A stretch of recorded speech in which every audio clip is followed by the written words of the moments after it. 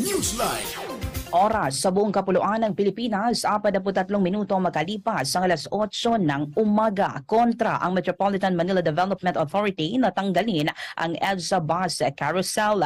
Binigyang diin ni MMDA Chairperson Attorney Romando Artes na malaki ang ginastos ng gobyerno na upang maisakatuparan ito. Dagdag pa ng opisyal, sa kasalukuyan ay mabilis ang pagbiyahe ng mga biyahero. Ipinagmalaki pa ng ahensya na aabuti na lamang ng 1 oras at kalahati ang biyahe mula sa Caloocan hanggang sa SM MOA sa lungsod ng Pasay dahil sa bus carousel kumpara sa dating 3 oras. Nitong Hulyo, humiling ang mga bus operators sa MMDA na ibalik na sa dati ang kanilang mga ruta bago tumama ang pandemya upang mapalaki ang kita ng mga bus driver. Sa ngayon, naabot na sa 500 mga bus ang natirang bumabiyahe sa ilalim ng bus carousel service mula sa dating 3,000 unit ng mga bus.